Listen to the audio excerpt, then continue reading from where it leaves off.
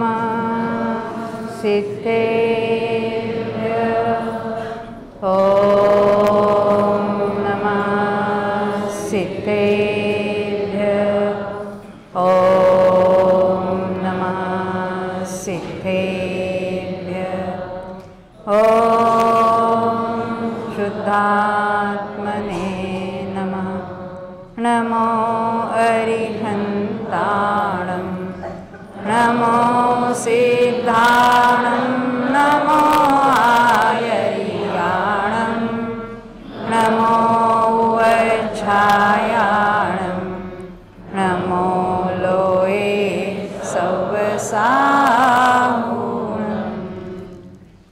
परम भये सब खंडिके कर्म कांड समुदाय सहज खंडित ज्ञानमय जयवंते जिनराय। विघ्न हरन मंगल करन नमो सिद्ध सुखकार। नेमि चंद जिन जगतपति साधु वचन गुणधार। नेमिचंद सिद्धांत चक्रवर्ती रचित गोमट सार ग्रंथ की पंडित टोडरमल जी द्वारा लिखित जो भाषा टीका है, जिसका नाम है सम्यक ज्ञान चंद्रिका, उसमें से जीव कांड का तो अपना यहाँ 2 बार शिविर हो चुका है, हमने विस्तार से अभ्यास भी किया है। अब यहाँ सम्यक ज्ञान चंद्रिका कर्म कांड का हम स्वाध्याय करेंगे। सम्यक ज्ञान चंद्रिका जो है भाषा टीका किसे कहा? टोडरमल जी साहब की बहुत इच्छा थी कि जन जन इस विषय को समझे, बहुत उनकी भावना थी। देखो ये गोमट सार ग्रंथ की टीकाकार जो सिद्धांत चक्रवर्ती नेमिचंद आचार्य जो है, सिद्धांत चक्रवर्ती क्यों कहा? हाँ शरद भाई पता है? सिद्धांत तो चक्रवर्ती तो हमने पता है हमें। कितने चक्रवर्ती हुए? 12 हुए। चक्रवर्ती क्यों कहा? 6 खंडों को जीत लिया, तो इनको चक्रवर्ती क्यों कहा? सिद्धांत के चक्रवर्ती। सिद्धांत किसको कहते हैं? जो 6 खंडागम है। मूल जो हमारे धरसेन आचार्य ने 2 शिष्यों को पढ़ाकर, भूतबली और पुष्पदंत, उन्होंने जो रचना की है पहले श्रुत स्कंध, उसका नाम है 6 खंडागम। 6 खंड है उसके। तो 6 खंडों का जो विशारद है, वो विशेषज्ञ है, उस पर अभ्यास किया है, उनको कहते हैं सिद्धांत चक्रवर्ती। तो ऐसे जो सिद्धांत चक्रवर्ती नेमिचंद्र आचार्य कर्णानुयोग के बहुत ज्ञानी थे। चामुंड राय का नाम सुना है? क्या किया उन्होंने? उतना ही हमें पता है। उससे भी बहुत बड़ा महान कार्य किया है। वो तो महान है ही है। क्या किया? तो उन्होंने आचार्य, क्योंकि वो तत्वज्ञानी थे, बहुत अभ्यासु थे, आचार्य श्री को प्रश्न किया, ये तो नाम कर्म के जो बंध में जो जीव पद होते हैं अलग अलग, उसका जरा मुझे स्वरूप बताइए। उन्होंने तो अपने लिए प्रश्न पूछा था, हमें तो पता ही नहीं नाम कर्म क्या है और जीव पद क्या होते हैं, सीखेंगे हम। तो उन्हें तो करुणा आई। आचार्य उनकी विशेषता है, वीतरागी संत है, तो कोई जिज्ञासु जीव सामने है तो करुणा बुद्धि से तो उपदेश देते हैं। तो उन्होंने गोमट सार ग्रंथ की रचना की। जीव कांड, कर्म कांड, लब्धि सार आदि सभी ग्रंथों की उन्होंने रचना की। चामुंड राय भी तत्वज्ञानी थे। कर्नाटक भाषा में उन्होंने टीका लिखी उस मूल गोमट सार पर। वो कर्नाटक टीका पढ़कर सुनकर केशववर्णी नाम के हो गए कोई ब्रह्मचारी, उन्होंने संस्कृत में टीका लिखी। लिपि थी कन्नड़ लिपि में संस्कृत टीका लिखी। अब ये टोडरमल जी तो जयपुर निवासी, उन्हें कन्नड़ भाषा कैसे जानते थे पता नहीं है, फिर भी उन्होंने उस कन्नड़ लिपि से संस्कृत का ज्ञान की। उसमें तो केवल संस्कृत ही नहीं, अत्यंत कठिन ऐसा गणित भी है उसमें। उसका अभ्यास करके उन्हें देश भाषा यानी ढूंढारी भाषा उस समय की, टोडरमल जी साहब के समय की जो ढूंढारी भाषा है, उस भाषा में उन्होंने इसकी रचना की है। लोग डरते थे गणित से, एक तो संस्कृत नहीं आती थी तो संस्कृत से डरते थे। तो उन्होंने देश भाषा में उसकी रचना की। गणित से डर लगता था तो उसमें से गणित को अलग अलग उन्होंने निकाल दिया यानी निकाल बाहर नहीं किया, उसकी अलग से संदृष्टि अधिकार नामक ग्रंथ रचना की और उसमें से जो कोई सरल भाग है गणित का वो उदाहरण के तौर पर वहाँ वैसा ही रखा। स्वयं उन्होंने लिखा है यहाँ पर ग्रंथ में, उन्होंने जब ये सम्यक ज्ञान चंद्रिका की पीठिका लिखी है वो स्वयं लिखते हैं, यानी अन्य जो पक्षपाती है ना, द्रव्यानुयोग ही पढ़ना चाहिए, प्रथमानुयोग ही पढ़ना चाहिए, ये पढ़ने से क्या होता है, कुछ करेंगे तो लाभ होगा, तो चरणानुयोग की ही मुख्यता चाहिए, उन सब को उन्होंने बहुत विस्तार से उत्तर दिया है, जिसकी चर्चा हमने सम्यक ज्ञान चंद्रिका जीवकांड के समय भी की थी। तो पंडित जी का तो कहना है कि कर्णानुयोग स्वयं अभ्यास करो, जितना हो उतना करो। जीव कहते हमको समझ में नहीं आती, जितना समझ में आओ उतना करो। टीवी सीरियल देख के कभी ऐसा नहीं लगता हम बीच में ही देखेंगे तो क्या होगा, हमको समझ में आएगा कि नहीं आएगा, दूसरी भाषा में कोई हो गए तो हमको समझ में आएगा कि नहीं आएगा। वहाँ तो रुचिपूर्वक सुनते भी और समझते हैं। आपके हिंदी भाषिक के बच्चे हिंदी कैसे सीखते हैं और गुजरातियों के बच्चे गुजराती सीखते हैं, कितने साल में सीखते हैं? हाँ, बचपन से ही सीखते। और मद्रासी बच्चे कौन सिखाता है? अरे हम उनसे जिस भाषा में बोलते हैं वो भाषा सीख जाते हैं। बच्चे के हम कौन सा महीना भर का अभी हॉस्पिटल से घर आया, महीने भर के अंदर ही क्या सुनाना चालू करते उसको, उसके बारात तक ले आते, किसको बुलाना क्या करना। हाँ, वो बच्चे के साथ बातें करते रहते हैं और बच्चा अपनी भाषा सीख जाता है। पर कर्णानुयोग हम सुनना ही नहीं चाहते हैं तो हम समझेंगे कैसे? जो भाषा हम सुनते हैं वो हमें आत्मसात हो जाती है। कोई बात नहीं, पहली बार सुना तो लगता है जरा अटपटा है। ये हमारे आज के छोटे छोटे बच्चे कंप्यूटर बैठ के क्या क्या करते हैं, हमको तो कुछ समझ में नहीं आता, कैसे एक अक्षर दबाए फिर दूसरा अक्षर कहाँ हम ढूंढते हैं। हाँ, तो हम जिस बातों को बार बार सुनते हैं समझते हैं वो हम जरूर जान सकते हैं। उसमें कोई ऐसी भावना मत रखना मन में कि ये बात मैं नहीं समझूंगा। टोडरमल जी साहब ने स्वयं लिखा है कि जन जन इसको समझे। जब मैं उन्हीं की भाषा में बोलूँगी आपको। देखो, कोई मंदबुद्धि कहता है इस गोमटसार शास्त्र विषय तो गणित समस्या अनेक अपूर्व कथन करी, बहुत कठिनता सुनिए है। मैं उसका हिंदी करके बोलूँगी कि हमने ऐसा सुना है कि गोमटसार में गणित के वैसे करके बहुत कठिन ऐसे समस्याएं हैं, उसके हल कर दिए हैं, तो इसमें हमारा प्रवेश कैसे हो सकता है, ये तो हमें बहुत कठिन लगता है। उनको वे कहते हैं भय मत करो। इस भाषा टीका में गणित आदि का अर्थ सुगम रूप करके कहा है, बहुत सरल करके समझाया है, इसलिए प्रवेश पाना कठिन नहीं रहा। और इस शास्त्र में कहीं सामान्य कथन है और कहीं विशेष है, कहीं सुगम है कहीं कठिन है। जहाँ जो सर्व अभ्यास बने तो ठीक ही है, और नहीं बनता तो अपनी बुद्धि के अनुसार जैसा बने वैसा इसका अभ्यास करो ऐसा कहा है।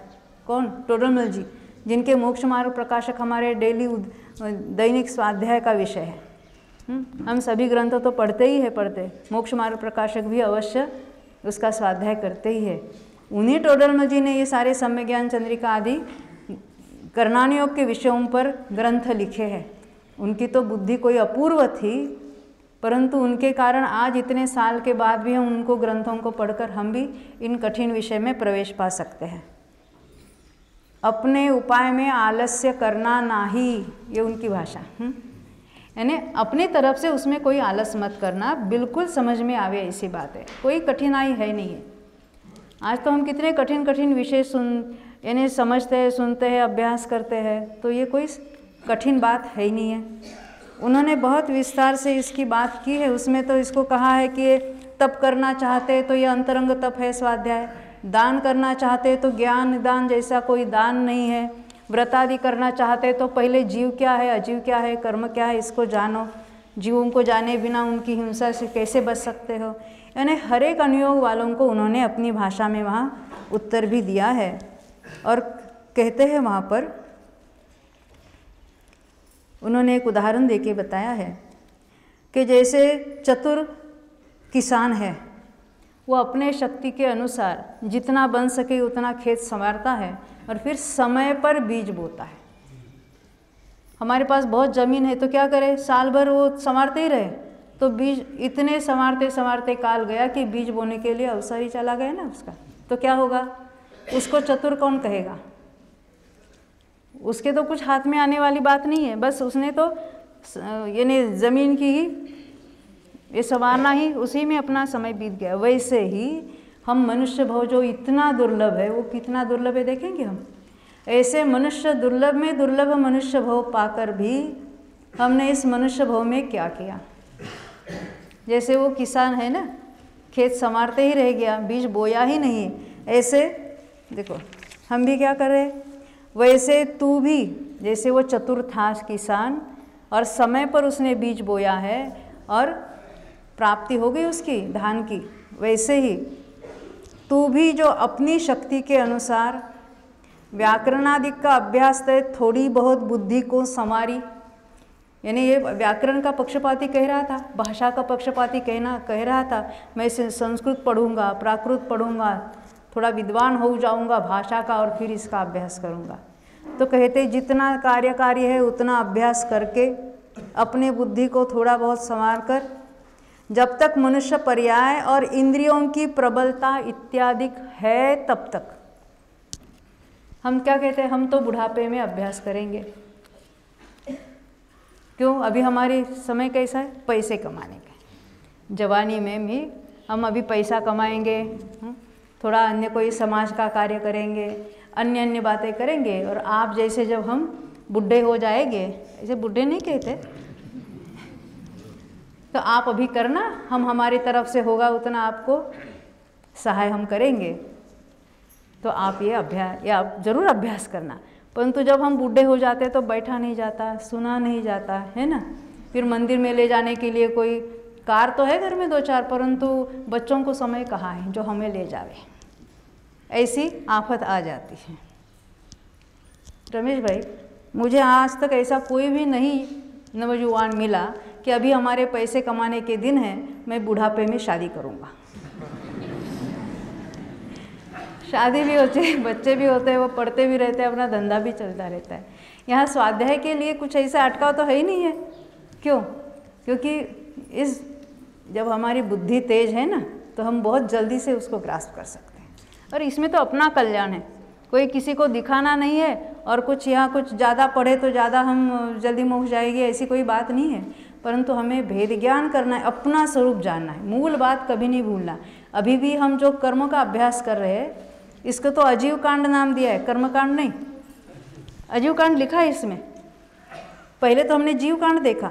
देखो, हमें जीव और अजीव दोनों का ज्ञान करना है और इस अजीव से हम भिन्न कैसे है वो पहचानना है। हमें तो पहचानना, अपनी पहचान करनी है। परंतु अभी तक हमने भूल क्या की है, तो ये कर्मों के कैसे कैसे निमित्त बनते हैं, वो कैसे क्या होती है अवस्थाएं।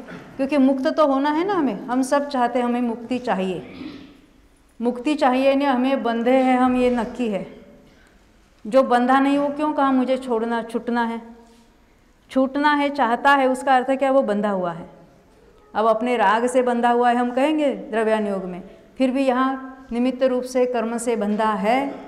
और भगवान हमारे जो सभी 8 कर्मों से मुक्त हो गए हैं, तो कैसे कैसे बंधे थे और कैसे कैसे मुक्त हुए। यात्रा तो हम करते हैं, कठिन से कठिन पर्वत वो चढ़ाई पर चढ़ के आज तो कैलाश की भी यात्रा करने वाले लोग हैं, है ना। कितनी भी कठिनाई क्यों ना हो, हम जरूर यात्रा करते हैं और अच्छा भी है, करना भी चाहिए। क्योंकि जहाँ से, जिस क्षेत्र से कोई जीव मोक्ष पधारे है, उस क्षेत्र को देखकर हमें उनकी याद आती है, उनका हम आदर्श सामने रखते हैं। यहाँ भी हमें तो उन्होंने किस पद्धति से, किस मार्ग का अवलंबन करके ये प्राप्त किया है, उसको तो जानना और ज़्यादा आवश्यक है। पहाड़ चढ़ के जाना वो मुश्किल ही सहन होती है, परंतु यहाँ कर्मकांड पढ़ना ये बोझ लगता है कि नहीं ऐसे?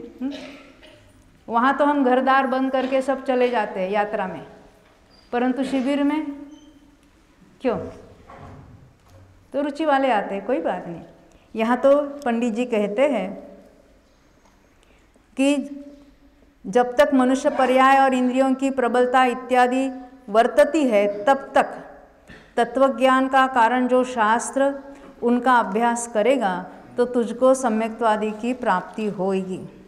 अभी इसमें बहुत सारी बातें हैं, ये तो पीठिका रूप से उन्होंने दी है, तो उसको देखते हुए अब हम आगे पढ़ेंगे। शास्त्राभ्यास की महिमा उन्होंने खास करके करणान योग के बहुत ही यानी उपयोगिता और आवश्यकता बताई। हमें तो अभी द्रव्यान योग की महत्ता बताने की ज़रूरत नहीं है, क्योंकि द्रव्यान योग तो हमने गुरुदेव से पाया है और बहुत उन्होंने सरल करके हमको पिरसा दिया है। इतना सरल कि जो कठिन में कठिन लगता था विषय, वो भी हमारे आज बच्चे भी उसका सही मर्म समझ गए। मर्म की बात है। तो गुरुदेव के उपकार तो नितांत उपकार है, अत्यंत उपकार है, अनंत उपकार है कि उन्होंने द्रव्यान योग हमारे हाथ में ऐसा पिरस कर दिया है। और उस द्रव्यान योग को ख्याल में रखकर हमें करणान योग का अभ्यास करना है। हमें अपना स्वरूप जानना है, हम इन सब से भिन्न हैं, ये बात लेना है ख्याल में, और इनके साथ कर्मों के साथ अपना निमित्त नैमित्तिक संबंध बनता है और कुछ नहीं बनता है। फिर भी कर्मों का जो ज्ञान कर रहे हैं वो निमित्त का ज्ञान किया जाता है। द्रव्यान योग के सिद्धांत ऐसे है कि उस पर विचार किया जाता है, उसको बारंबार अपने निर्णय में लिया जाता है और सम्यक दर्शन प्राप्त किया जाता है। और करणान योग की बात ऐसी है कि जो द्रव्यान योग के हम सिद्धांत पढ़ते हैं उसमें बहुत दृढ़ता आती है, मजबूती आती है। सर्वज्ञ की महिमा तो करणान योग बिना आती नहीं है। क्यों? क्योंकि सर्वज्ञ का जो स्वरूप है, ये बातें बताई किसने? तो सर्वज्ञ भगवान ने बताई है। तो केवल ज्ञान क्या है इसका थोड़ा अंदाज़ा, ये तो श्रुतज्ञानियों ने लिखा हुआ है। तो श्रुतज्ञानी भी इतना जानते हैं। कैसे जानते हैं? आगम के द्वारा जानते हैं। इसमें एक गाथा आई है गोमटसार में, तो जितना केवल ज्ञानी जानते हैं उतना ही श्रुतज्ञानी जानते हैं। और जो केवल ज्ञान में और श्रुत ज्ञान में अंतर मानेगा वो मिथ्या दृष्टि है। इतना ही अंतर है कि वो प्रत्यक्ष जानते हैं और हम परोक्ष जानते हैं। वो भी 6 द्रव्य जानते हैं, हम भी 6 द्रव्य जानते हैं। वो भी जानते हैं कि प्रत्येक द्रव्य में अनंत गुण है, हम भी जानते हैं प्रत्येक द्रव्य में अनंत गुण है। वो भी कहते हैं हर समय हर द्रव्य के हर गुण की पर्याय हो रही है अपने स्वयं के कारण, हम भी वो जान रहे हैं। तो हमारा जाना, हम परोक्ष जानते हैं और वो प्रत्यक्ष जानते हैं। जैसे पैथोलॉजिस्ट के पास जाते हैं ना, हमने आपसे पूछा आपकी ब्लड शुगर कितनी है, आपका ब्लड काउंट कितना है, तो हम झट से बता देते हैं इतना इतना है। क्या पता आपको? अरे ये देखो हमारे रिटर्न मैटर है, हमारे पास पैथोलॉजिस्ट ने ये रिपोर्ट बना के दी है। आपने देखा था? नहीं देखा। कितना विश्वास है? हाँ पूरा 100 के 200%। और ये सारी बातें किसने, आपने कैसे जानी कि ये इतने से आलू के टुकड़े में कितना, सुई के नोक के ऊपर जो आलू का इतना छोटा सा टुकड़ा आलू है, प्याज है, कोई कंदमूल है, उसमें अनंत जीव, असंख्यात तो शरीर है निगोद के, और एक एक शरीर में अनंत जीव है। कितने अनंत? 3 काल के जितने सिद्ध है उनसे भी अनंत गुण है। इतने जीव है उसमें, किसने जाना?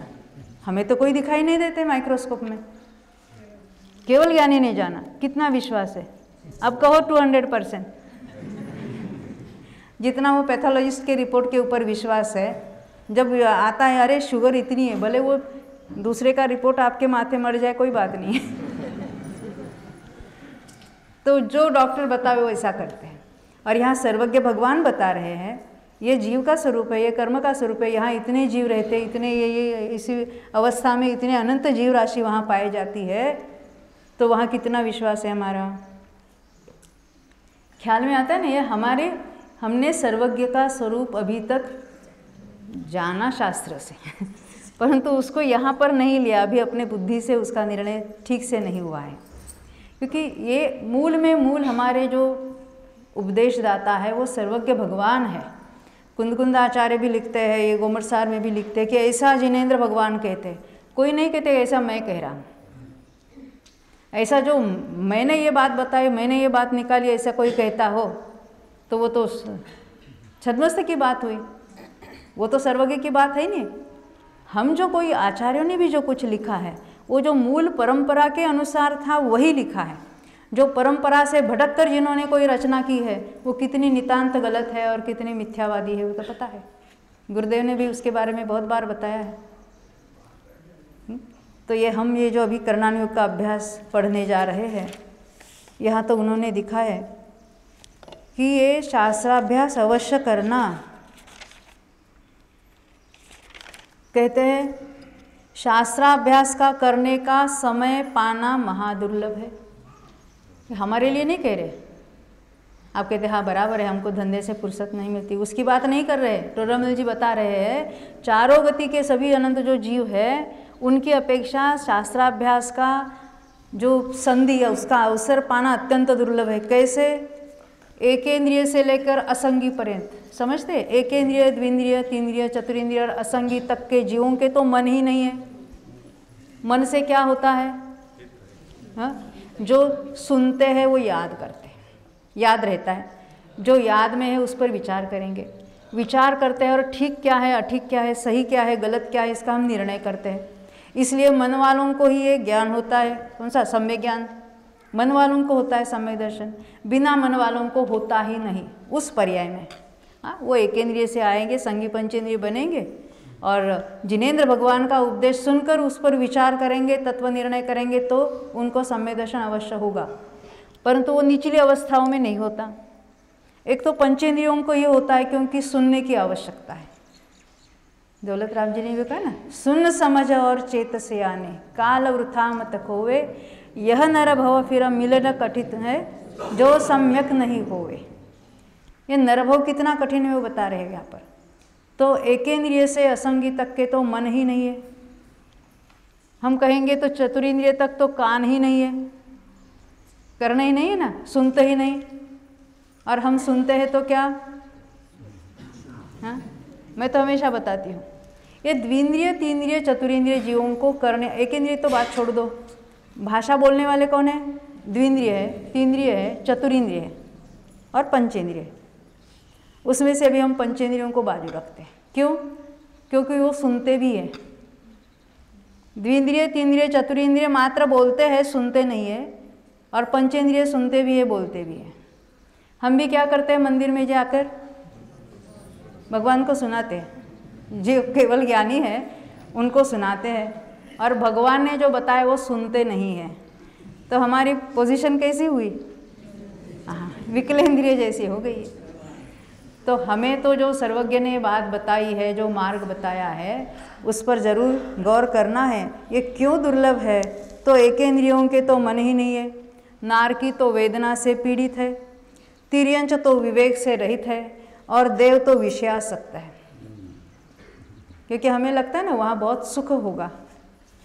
कहाँ? जहाँ कोई धन कमाने के लिए बाहर दौड़ना नहीं पड़ता है, और बच्चों के पीछे माताओं को रात दिन लगना नहीं पड़ता। बच्चे कुछ नहीं कहते, हमारा ही राग उसमें अटका है। वहाँ तो कोई बच्चे नहीं होते स्वर्गों में। हाँ, सारे युवा नहीं पैदा होते, बाल भी नहीं, बच्चे भी नहीं। हाँ, तो यहाँ तो टाइम बाल में भी जाता है और बच्चों में भी जाता है। मनुष्यों के अनेक सामग्री मिलने पर शास्त्राभ्यास होता है, और मनुष्य पर्याय पाना ही द्रव्य से, क्षेत्र से, काल से और भाव से अत्यंत दुर्लभ है। द्रव्य से दुर्लभ है नहीं, मनुष्यों की संख्या अल्प है। कौन से? पर्याप्त मनुष्यों की। क्षेत्र से दुर्लभ है नहीं, मनुष्य क्षेत्र कितना है? 2.5 द्वीप जितना। और तिर्यंचों का कितना है? पूरा लोक। देव कहाँ पर है? ऊर्ध्व नहीं, तीनों लोक में है, क्योंकि भवनवासी भी है ना वहाँ पर। मध्य लोक में भी अंतरादि रहते हैं और ऊपर भी है, और नारकी अपने अपने क्षेत्र में नीचे अधोलोक में। तो मनुष्यों का क्षेत्र सबसे कम है, द्रव्य क्षेत्र हुआ। काल लगातार मनुष्यों में रहने का काल, मनुष्य मरकर मनुष्य, मनुष्य मरकर मनुष्य, मनुष्य मरकर मनुष्य, कितना होता है अश्विन भाई? पृथक्व कोटि पूर्व 48 भव होते हैं उसके। लगातार की बात है, लगातार भवों की बात है। 2000 सागर की बात नहीं है, लगातार भवों की बात है। लगातार इतने भव हो सकते हैं। अभी उसके डिटेल में नहीं जाएंगे, हमने बहुत बार लिया है यहाँ पर।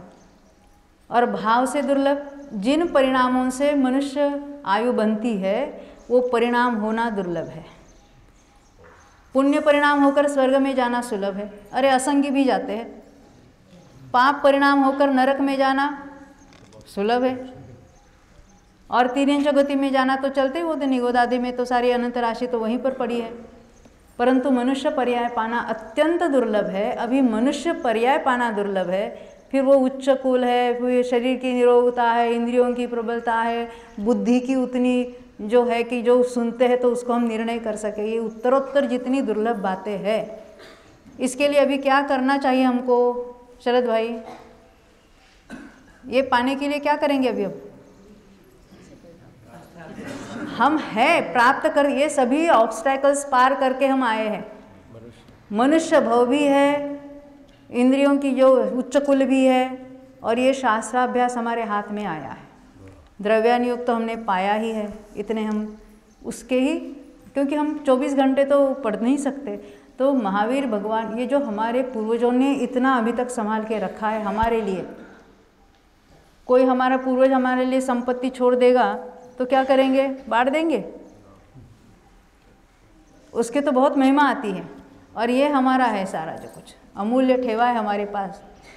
इसको हम प्राप्त करें तो हमारा कल्याण है, इसमें और किसी का कल्याण नहीं करना है। हमें ऐसा लगता है कि हम इसको नहीं पढ़ेंगे तो ये धर्म का क्या होगा? क्या लगता है? ये जैन धर्म का क्या होगा? वो तब उसका विनाश हो जाएगा। अरे उसका कुछ नहीं विनाश होने वाला, वो 3 काल में रहने वाला है। तू अगर इसको नहीं पढ़ेगा तो तेरा क्या होगा, इसका विचार करना चाहिए। अगर हम इस तत्व को नहीं सुनेंगे, समझेंगे और अपना अभी नहीं कल्याण करेंगे तो हमारा क्या होगा, और क्या होकर कहाँ कहाँ जीव भटकेगा और कैसे कैसे कर्म भी बंधेंगे। जीव का एक भी परिणाम फोकट नहीं जाता। क्या कहा? एक भी पुण्य का होगा, पाप का होगा या वितराग परिणाम होगा, कोई फोकट नहीं जाएगा। पुण्य और पाप से तो कर्मबंध होगा ही होगा। हमें तो ऐसा लगता है हाँ अभी तो पुण्य कर रहे हैं, अच्छा है, हमको संयोग कितने अच्छे हैं, देखो हमने पूर्व में पुण्य किया था ना इसलिए मनुष्य हुए, और आप पुण्य का निषेध कर रहे हैं। पुण्य का कौन निषेध करे? पुण्य को अपना मानेंगे और उससे कल्याण होगा, इस मान्यता का निषेध हो रहा है। पुण्य तो होगी ना। अभी ये सारे कर्मकांड की रचना की है आचार्यों ने, तो उनको मालूम नहीं था कि इसमें टाइम पास क्यों करना। ये टाइम पास नहीं है। आत्मानुभूति संत, यानी जो आत्मानुभवी संत है, उन्होंने भी कर्मकांड का जो इतना अभ्यास भी किया है उसमें बारंबार, क्योंकि उसमें उपयोग अत्यंत सूक्ष्म होता है। जब उसका अभ्यास करते हैं तो दुनिया में क्या हो रहा है कोई पता नहीं चलता। इतना आप घंटा 2 घंटे पढ़ो तो इतना समय हो गया, ऐसा देखना पड़ता है, घड़ी देखनी पड़ती है। अपना इतना उपयोग सूक्ष्म होता है, हम सही बातें जान रहे हैं, क्योंकि हमारे अन्य में भी उपयोग बहुत सूक्ष्म होता है। हाँ, पैसे कमाने में, धंधे में, टीवी में बहुत सारे उपयोग को सूक्ष्म, यानी उसमें इतना लगातार लगाते हैं कि हमको दुनिया हम भूल जाते हैं। वैसी बात नहीं है, वो राग वाली बात है। यहाँ तो इसको जब हम पढ़ते हैं, यहाँ कोई राग की बात नहीं है। जो सत्य स्वरूप भगवान ने बताया है उसी को हम जान रहे हैं, और उसमें इतना अभीक्ष्ण ज्ञानोपयोग हो जाता है। मुनियों के लिए तो ये असंख्यात गुना निर्जरा का कारण कहा, कौन सा? शास्त्र का अभ्यास, चिंतन वगैरह भी हमके लिए तो शुभ भाव है ना। हाँ, परंतु वो वितरागता के सहित उपयोग इसमें लगा है उनका, तो उनके इससे असंख्यात गुना निर्जरा होती है। ध्यान के, धर्म ध्यान के भी जो हम भेद देखते हैं, उसमें भी कर्मों के विपाक विषय, अपाय विषय वगैरह जो धर्म ध्यान है, उसमें तो कर्मों के बारे में उनका चिंतन चलता है। तो हम भी इतना क्या इसमें है कि एक ज्ञानी पुरुष भी इसका लगातार अभ्यास करते हैं, हमें भी थोड़ी उत्सुकता तो होनी स्वाभाविक है। तो पंडित जी ने स्वयं लिखा है कि मैंने इसमें से गणित का पार्ट अलग कर दिया है, उसका अलग अधिकार बनाया है। जिसको चाहिए वो, जो अज्ञानी है तो संस्कृत में से पढ़े, मूल गणित वहाँ से पढ़े, और जिनको अधिक रुचि है वो संदृष्टि अधिकार में से पढ़े। परंतु ये जन जन के लिए मैंने ये भाषा टीका लिखी। टोडरमल जी ने अपनी भाषा में इसका वर्णन किया है। अब उसी के आधार से हम भी यहाँ थोड़ा अभ्यास करेंगे। यहाँ हम केवल यहाँ पहली गाथा गोमट सार की ले लेंगे प्राकृत में से, और फिर हम अपना विषय चलाएंगे आगे। और यहाँ कोई पुस्तक में से हम डायरेक्ट लेने वाले नहीं हैं। हम अपनी भाषा में एक कर्म क्या है, उसके क्या क्या शब्द ये जो बारंबार आते हैं, अरे हमारा कर्म का बहुत खोटा उदय चल रहा है, वो हम शब्द तो ऐसे हाँ बोलते हैं, प्रयोग करते हैं। हाँ, परंतु उसका सही हमें अर्थ क्या है वो पता नहीं है। हम जरूर उन शब्दों को गौर करेंगे, उनके तल तक, मूल तक जाके बहुत सादी भाषा में, सरल अपनी भाषा में उसको सीखेंगे। पहले हम गोमर सार की जो कर्मकांड की पहली गाथा है उसको पढ़ के फिर आगे बढ़ेंगे। प्रणमीय शिरसाणेमिं गुणरयण विभूषणं महावीरं सम्मत्तरयण निलयं पयडि समुक्कीर्तनं वोच्छं।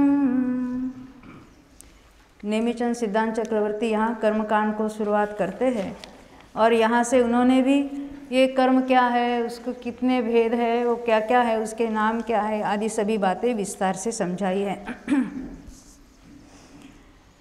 हम भी यहाँ देखेंगे, इसकी चर्चा करेंगे। और कर्म को प्रकृति भी कहते हैं। प्रकृति का किसको कहेंगे? कर्म के जो है उसके भेद बताएंगे यहाँ पर। कर्म कहने से सभी कर्म उसमें आ जाते हैं। और जब हम कहेंगे कर्म के कितने भेद है तो हम उसके भेद करेंगे। कोई घाती कर्म है, कोई अवघाती कर्म है, फिर उसके और भेद करेंगे तो उसको क्या कहेंगे? ये प्रकृति है। प्रकृति का अर्थ क्या है? जिसको हम कहते हैं मिजाज किसका कैसा है, गर्म मिजाज का है। हाँ, स्वभाव। प्रकृति स्वभाव को कहते हैं। तो यहाँ कर्मों में भी अलग अलग स्वभाव वाले कर्म हैं। पहले कर्म है कि नहीं, ये हमें प्रश्न उठना स्वाभाविक है। ये कर्म क्या बात है? हमने तो कभी देखा नहीं, आपने देखा? अंतराय कर्म तो देखा होगा ना, क्योंकि वो आड़ा आता है ना तो हम नहीं आ सकते शास्त्र स्वाध्याय में। ये कैसा होता है? काला होता है कि गोरा होता है? हाँ बोलोगे? अंतराय कर्म काला, गोरा, लाल, पीला होता होगा कि नहीं होता होगा? उसको कलर तो होगा कि नहीं? वर्ण नहीं कहते होगा? अच्छा, क्यों होगा? हाँ, कर्म पुद्गल है, हमें दिखाई नहीं देता इंद्रियों से, परंतु जो जो पुद्गल है, हमने पुद्गल का क्या लक्षण बांधा है? जिसमें स्पर्श, रस, गंध, वर्ण है वो पुद्गल है। तो कर्म पुद्गल है तो उसमें भी स्पर्श भी होगा, हल्का भारी, हाँ, उसमें कोई रस भी होगा, चखा नहीं कभी हमने, वर्ण भी होगा उसके लिए, और गंध भी होगा। हम नहीं जानते तो क्या, भगवान तो जानते हैं, क्योंकि कर्म जो हम कहते हैं वो तो अनंत अनंत पुद्गल परमाणुओं का समूह है, और हर एक परमाणु को अपना अपना स्पर्श, रस, गंध, वर्ण, उसकी पर्याय अलग अलग चल रही है वहाँ पर। हाँ बिल्कुल, हमें तो निर्णय करना है कौन सा कलर आपने देखा है क्या, उसकी बात नहीं है, उसमें है कि नहीं है इसकी हम चर्चा करेंगे। और हमारी जो चर्चा होगी तो आगम के, यहाँ ये तो देखना है ना, कोई जो चीज़ें हमें नहीं दिखाई देती है उसको देखना है तो आगम के चक्षु लगाना। हाँ, तो सब कुछ दिख जाएगा। हाँ, कहाँ मिलते हैं? सब जगह फ्री में मिलते हैं, मगर हम लगाते नहीं ना। देखो यहाँ कहते कि सभी जो चारों गति के जीव है ना वो तो इंद्रिय चक्षु वाले हैं, इंद्रियों से जानते हैं। देवनार के वो अवधि चक्षु वाले, अवधि ज्ञान से जानते हैं। और ये मुनिराज है, ये जो आगम चक्षु से जानते हैं। और देव तो सर्वतः चक्षु वाले हैं, पूरे असंख्यात आत्म प्रदेशों से वो जानते देखते रहते हैं। तो ये जो आगम चक्षु है उसके द्वारा हम ये सारा निर्णय करेंगे। तो यहाँ तो प्रकृति की बात कर रहे हैं हम यहाँ पर। ये जो कर्म की बात यहाँ हम लेने जा रहे हैं तो उसमें पहले हमें ये बात मूल में ध्यान में रखनी है। अभी जो कर्मों की बात चलेगी, कहेंगे जीव ने कर्म को बांधा, जीव ने कर्म का उपशम किया, या जो कोई कर्म की अवस्थाएं बनेगी, एक बात ख्याल में रखना योग्य है कि जीव और कर्म दो भिन्न भिन्न द्रव्य है। प्रत्येक द्रव्य की अपनी अवस्था अपने में स्वयं के कारण में होते, किसी अन्य द्रव्य के कारण होती ही नहीं। कर्म की जो कोई अवस्था हो रही है वो कर्म में कर्म के कारण उसके अपनी योग्यता से होती है, और जीव में कोई अवस्था होती है वो जीव में अपनी योग्यता से होती है। दो भिन्न भिन्न द्रव्य हैं, दोनों की अवस्था एक साथ होती है तो हमें ऐसा लगता है, होता नहीं है, लगता है, भासित होता है कि इसने इसका कार्य किया या इसने इसका कार्य किया। उसको क्या कहते हैं? निमित्त नैमित्तिक संबंध। इसका तो विषय बहुत चला है अपना, द्रव्यानुयोग में तो चलता भी है। तो ये तो जीव में जो कोई अवस्थाएं होती है, उसके जो कोई राग द्वेष के परिणाम हो या जो कोई उससे संवर निर्जरा के परिणाम या मोक्ष का परिणाम हो, उसके अपने कारण होता है। और कर्म में जो कोई अवस्थाएं बन रही है वो उसके अपने कारण, जड़ में भी उसकी अपनी शक्ति है। परंतु एट ए टाइम दोनों एक समय में होते हैं तो हमें ऐसा भाषित होता है कि इसके कारण ये हुआ, केवल ज्ञान आवरण का क्षय हुआ तभी तो केवल ज्ञान हुआ कि नहीं जीव को? क्यों भाई प्रफुल्ल भाई? हाँ, इसलिए तो केवल ज्ञानावरण ने रोका था। तो ये जीव से बहुत पावरफुल हो गया। कौन? अचेतन। जड़ द्रव्य चेतन द्रव्य से इतना पावरफुल हुआ कि उसने केवल ज्ञान को रोका। क्या ऐसा है? और हमें अभी क्यों ज्ञान हो रहा है? हमें कर्म का क्षोभशम हो रहा है। क्या इसलिए ज्ञान हो रहा है? ज्ञान तो अपना स्वभाव है, स्वभाव को किसी पर की अपेक्षा नहीं होती है। तो जीव इतना हीन हो गया कि जड़ के पुस्तक से तो ज्ञान हो रहा है कि नहीं? देखो अभी सामने पुस्तक नहीं तो कितनी अटापटी लग रही है कि हमें पुस्तक कब मिलेगा तो हमें ज्ञान हो जाएगा। होता है कि नहीं ऐसा?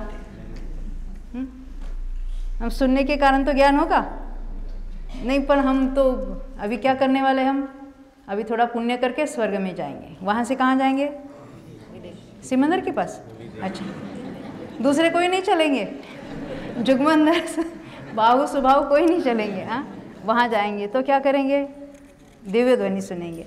तो दिव्य ध्वनि से तो ज्ञान होगा कि नहीं? बोलो बेन। स्वामी जी ने कितनी बार समझाया है, अरे ये तो तू चेतन को अचेतन मान रहा है।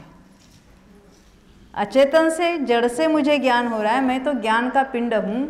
ये जो कोई ज्ञान की पर्याय निकलती यहाँ से निकलती, हाँ सामने कोई निमित्त होगा उस समय, परंतु निमित्त से कुछ नहीं होता है। तो ये यहाँ द्रव्यान योग के सिद्धांत क्यों निकाले? क्योंकि ये तो मूल है। इसको अगर भूल जाएंगे तो हम कर्म के साथ बह जाएंगे कहीं ना कहीं। ऐसा लगेगा वो अभी कल से भगवान की पूजा छोड़कर वो कर्म की करनी पड़ेगी कि मुझे छोड़ दो, अभी कोई रास्ता दिखा दो। क्योंकि अन्यमति तो कर्म को भले माने या नहीं माने, हम जैनी तो मानते हैं। कैसा मानते हैं? भगवान तो हमारे कुछ नहीं करते हैं, परंतु कर्म जरूर करते हैं। क्योंकि कर्म का अभी क्या है, हमारा उदय चल रहा है। वो उदय क्या होता है पता नहीं, मगर कर्म का उदय चल रहा है, इसलिए हम बहुत दुखी हैं। तो सुखी कब हो गए? वो तो पुण्य का उदय चालू हो जाएगा तो हम सुखी बन जाएंगे। देखो अभी हम इसीलिए ये निमित्त नैमित्तिक संबंध का हमने यहाँ विषय निकाला है। इसको क्योंकि कुछ लोग नए हैं ना, हम रोज के जो स्वाध्याय है उनको तो पता है ये कि निमित्त कुछ नहीं करता है कार्य में। जीव अपनी योग्यता से अपना स्वयं का जो कोई उसका अपने उपादान से उसके हर एक कार्य, हर समय की पर्याय उसके अपने उपादान से होती है। अनादि से अनंत काल तक की सभी द्रव्यों की सभी एक एक समय की पर्याय सुनिश्चित, निश्चित तो है ही है, वो अपने स्वयं के कारण अपने समय पर होती है। फिर भी उसमें अभी हम जो यहाँ कर्म संबंधी ज्ञान करने जा रहे हैं, क्योंकि हमने अपने को कर्म रूप ही माना है, कर्म के उदय रूप ही माना है। अगर नहीं मानते तो इसको समझाने की कोई ज़रूरत नहीं थी। तो हम इसका ज्ञान करके भी इससे भिन्न हमारा स्वरूप कैसा है, इस बात को बारंबार याद करेंगे। इसलिए हमने यहाँ ये बात उठाई है। अब यहाँ जो मूल बात है, ये कर्म क्यों बंध रहे हैं? सिद्धों को बंध रहे? नहीं बंध रहे। क्यों नहीं बंध रहे? हाँ, उनको आठकोण उनका अभाव हो गया इसलिए नहीं बंध रहे। तो हमें क्यों बंध रहे हैं? तो पहले कैसे बंधे? सबसे शुरुआत में कैसे बंधे?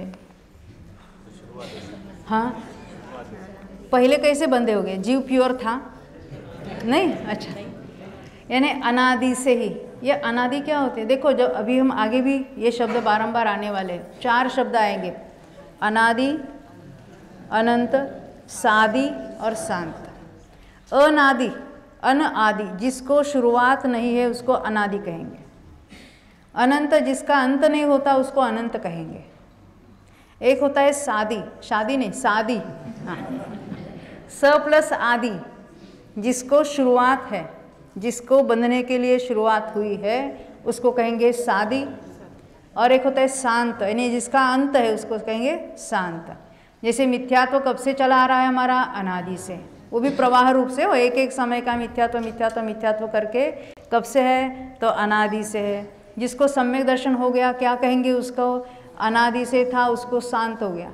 ये शांत हुआ वो नहीं, यानी उसका भी अंत। हिंदी में कहते ना, ये हमारे शांत हो गए, शांत हो गया। अच्छा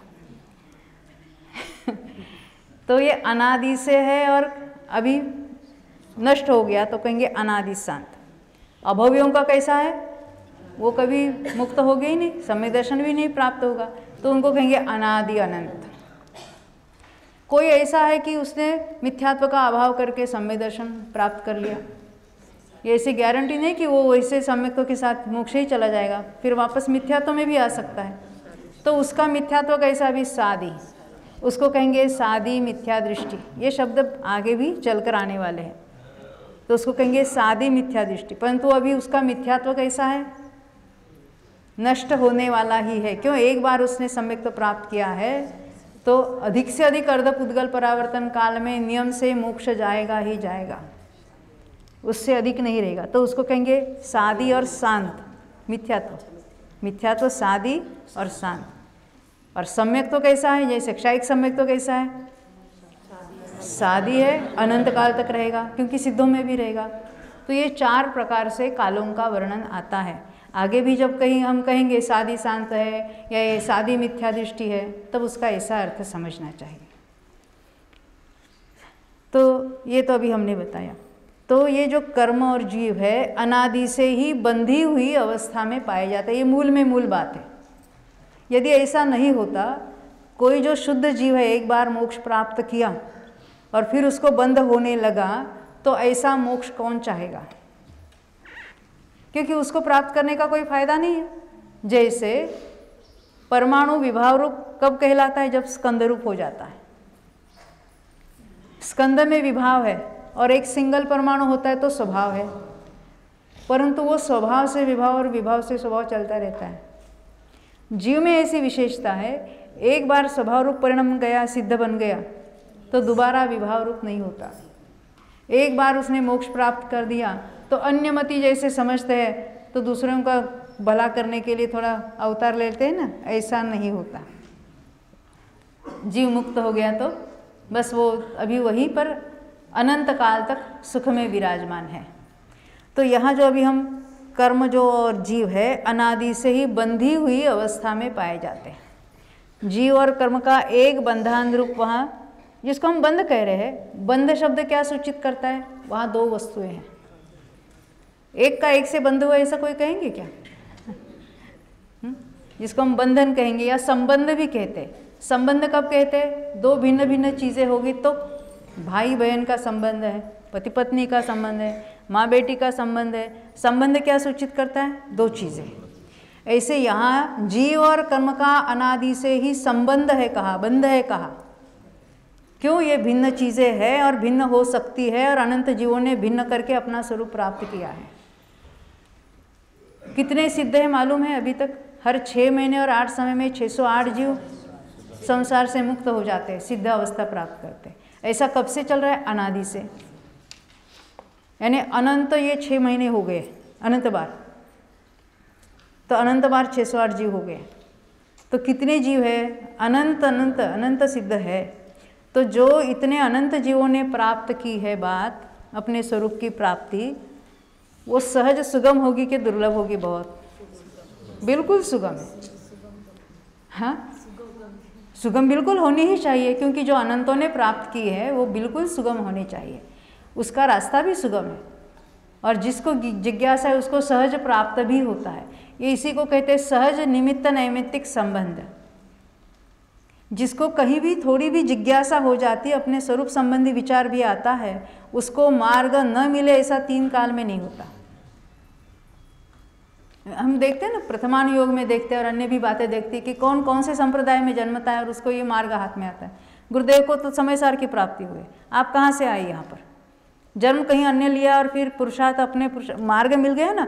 जिसको जहाँ अंदर से रुचि जागृत होती है, वो भले किसी भी कौम में जन्म लिया हो, उसको तो इस मार्ग की अवश्य प्राप्ति हो जाती है।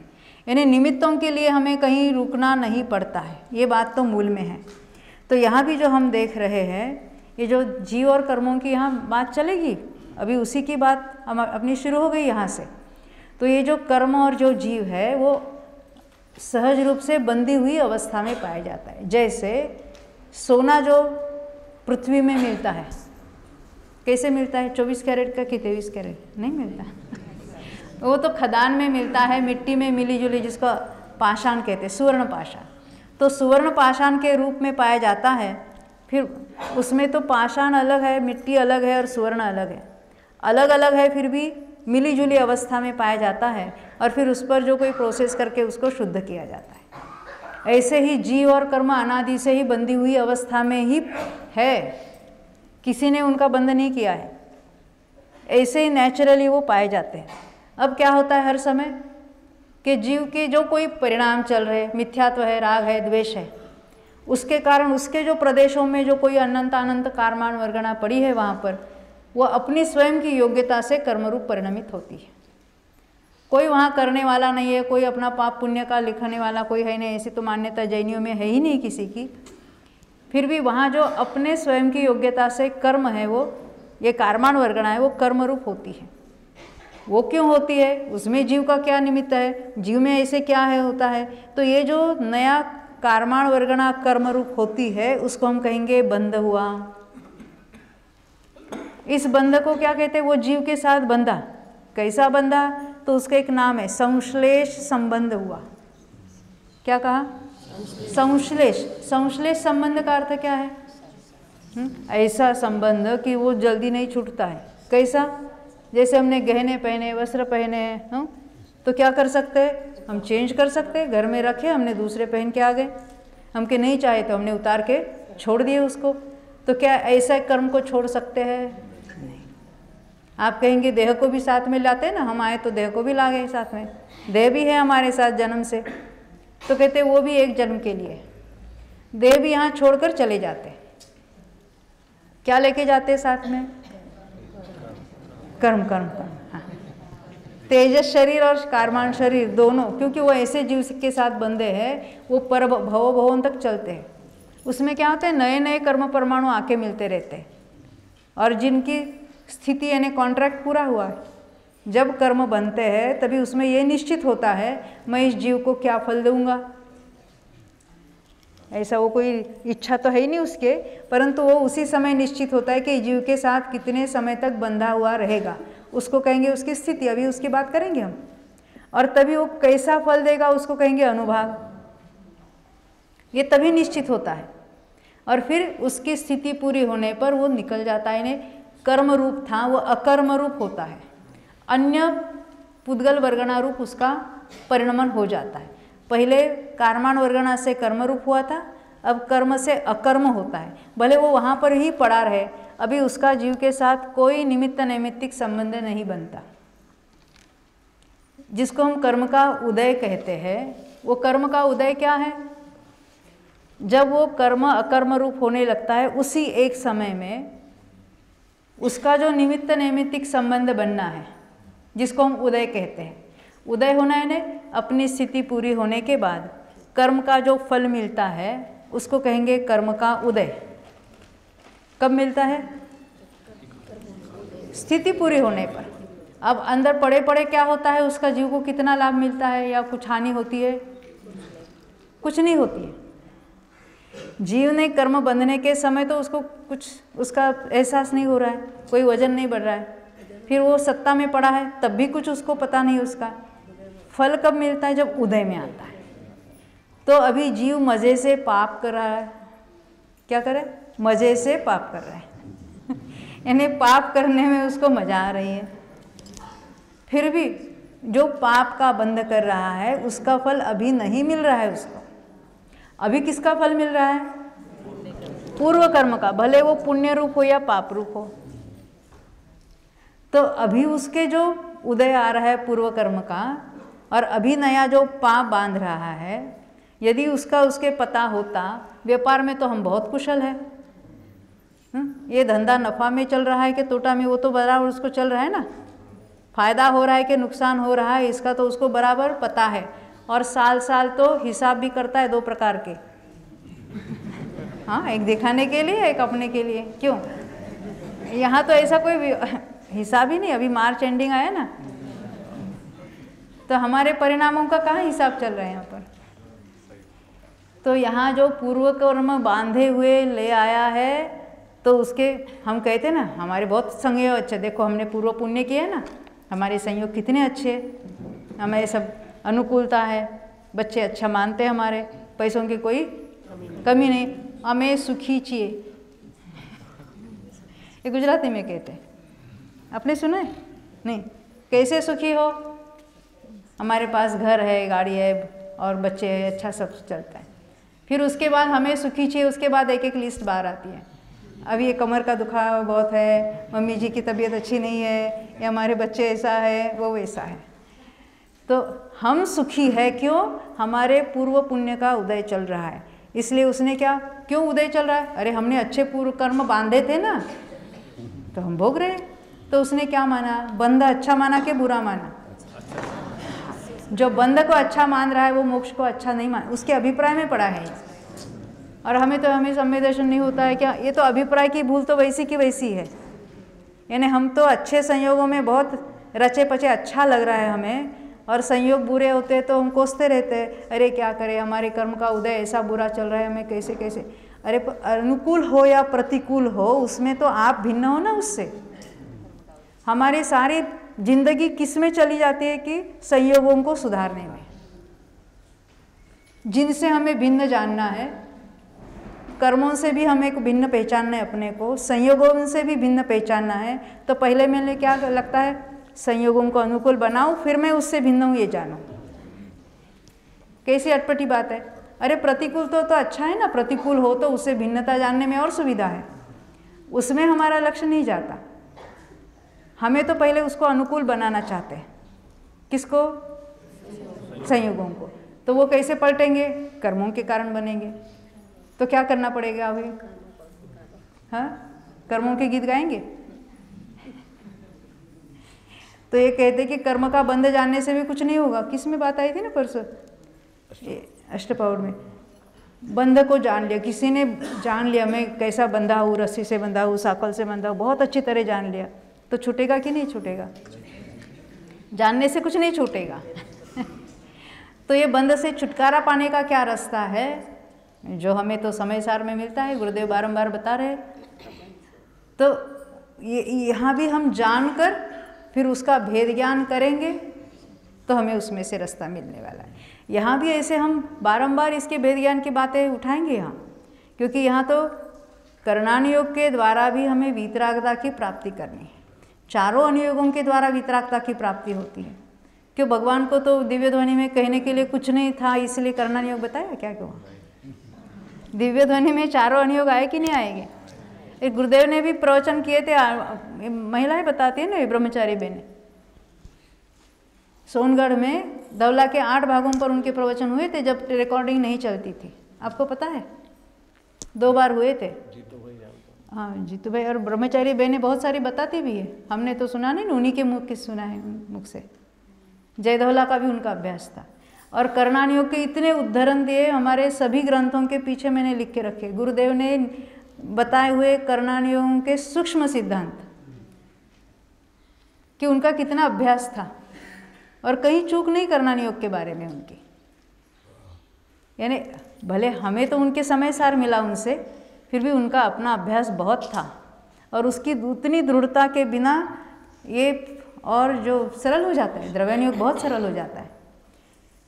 हम ये जो यहाँ बात देख रहे हैं कि जो कर्म सत्ता में पड़ा है उससे कुछ नहीं फायदा तोटा होता है। बंद के समय भी उसका कुछ हमें एहसास नहीं होता है कि कितना नुकसान कर रहा है, कितना फायदा कर रहा है।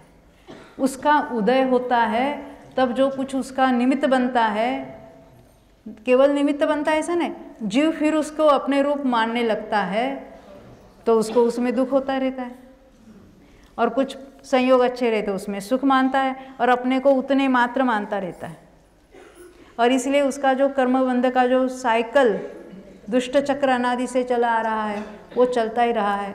क्योंकि अभी हम मनुष्य है, मनुष्य में तो लगातार नहीं ज़्यादा रह सकते, अभी भी हमने निश्चित किया, तो कहाँ भटक के आए और कहाँ कहाँ जाके आए हैं। हेड क्वार्टर तो अपना निगोद है ही है, कहीं से भूल भटक कर वहीं चले जाते हैं। क्योंकि वहाँ तो रहने का काल अनंत काल है। तो वहाँ से हम आए हैं और हमें सभी सुविधाएं उपलब्ध है शास्त्र स्वाध्याय आदि की, तो इसमें हमें झट से झट अपना कल्याण करना चाहिए। हमें तो अन्य की महत्ता आती है ना, किसकी? करोड़ों की, अब्जों की। जिसको ये संख्या में बहुत अच्छा लगता है ना, उसको तो असंख्यात और अनंत पढ़ना चाहिए। इसमें तो सारी बातें हम असंख्यात की और अनंतों की करते हैं। हमारे यहाँ अब्जों और करोड़ों कुछ चलते ही नहीं है करना योग में। तो अभी हम देख रहे हैं कि जैसे ये सुवर्ण, पाषाण, सोना और मिट्टी मिली हुई अवस्था में पाए जाते हैं, ऐसे ही जीव और कर्म अनादि से ही बंधे हुए हैं, उसको किसी ने बांधा नहीं। तो बंधे हुए हैं तो क्या होगा? हर समय जिनकी जिनकी अभी काल पूरा हुआ है रहने का, मेरी भाषा में कॉन्ट्रैक्ट पूरा हुआ है जिसका, वो क्या हो गए? वो कर्म परमाणु छूटकर अन्य पुद्गल अवस्था रूप हो जाएंगे और उसी समय नए नए बंधेंगे। हर समय हो रहा है। जैसे हमारे पास कोई पानी की टांकी है बड़ी और उसमें 5 नलों से पानी अंदर आ रहा है और नीचे के लेवल में 5 नल लगे, उसमें से बाहर जा रहा है, तो वो कभी खाली हो जाएगी टांकी? कभी नहीं होगी, क्योंकि नया नया आ रहा है और वो पहले वाला नीचे से जा रहा है, बह रहा है। ऐसे ही हमारा हो रहा है। कब से? अनादि से। क्योंकि हम हर समय अनंत परमाणुओं को बांधते हैं। वो कितने बांधते हैं वो सारी टोटल आ जाएगी अभी। तो हर समय हम अनंत परमाणुओं को बांधते हैं। वो सत्ता में स्टॉक में कुछ दिन तक रहते हैं और अपना अपना काल पूरा होने पर, जिसको हम उदय कहते हैं, उदय होकर निकल जाते हैं। जिसको सामान्य ऑर्डिनरी निर्जरा भी कहते हैं, वो मोक्ष मार्ग वाली नहीं। तो बंधते हैं, सत्ता में रहते हैं और निकल जाते हैं। तो जो नए नए आते हैं, बनते हैं, उसको कहेंगे बंध। जो सत्ता में रहते हैं उसको कहेंगे सत्व या सत्ता, और जो निकल जाते हैं हर समय उसको कहेंगे उदय। तो कर्मों के 3 ये तो मुख्य अवस्था देखी ना हमने। नया बंध हो रहा है, फिर जब बंधने के बाद सत्ता में पड़ा रहता है, और जब उदय के योग्य होता है तब उसका उदय आकर खिर जाता है, तो उसको हम उदय कहेंगे। तो कर्मों की ये 3 अभी हम केवल अवस्थाओं पर गौर करेंगे। बंध होता है, सत्ता में रहता है और फिर वो निकल जाता है। वो बंध के भी हमने जो अभी जो देखा है उसकी चर्चा भी हम करेंगे विस्तार से। तो ये जो बंध रहे हैं ना, कर्म परमाणु बंध रहे हैं, यानी कार्माण वर्गणा कर्मरूप हो रही है। अभी तो हमने कर्मों के भेदों को यहाँ देखा नहीं है, देखेंगे हम। इतनी सुनो लो कि 8 कर्मरूप होते हैं। तो ये कर्मों का जो अलग अलग प्रकृतियों रूप हो जाना, वो क्यों होते हैं, कैसे होते हैं, उसकी चर्चा करेंगे। तो उसको कहेंगे प्रकृति बंध। कितने संख्या में परमाणु आते हैं, नंबर ऑफ परमाणु जो एक समय में बनते हैं, उसको कहेंगे प्रदेश बंध। परमाणु को प्रदेश का जब बनते हैं तभी ये निश्चित होता है कि कितने काल तक जीव के साथ रहेगा, उसको कहेंगे स्थिति बंध। कर्मों की स्थिति बनती है। अब उसको कितने अनुभाग, कितने तीव्र यानी कितनी इंटेंसिटी वाले हैं, उसको कहेंगे अनुभाग बंध। तो ये 4 प्रकार से बंध रहेगा। 4 ही प्रकार से वो विद्यमान रहते हैं सत्ता में।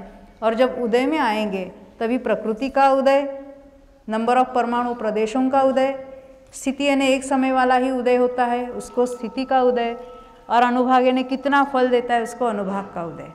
इसकी और चर्चा अभी हम आगामी लेक्चर में करेंगे। अभी यहाँ हम रुकते हैं। बोलो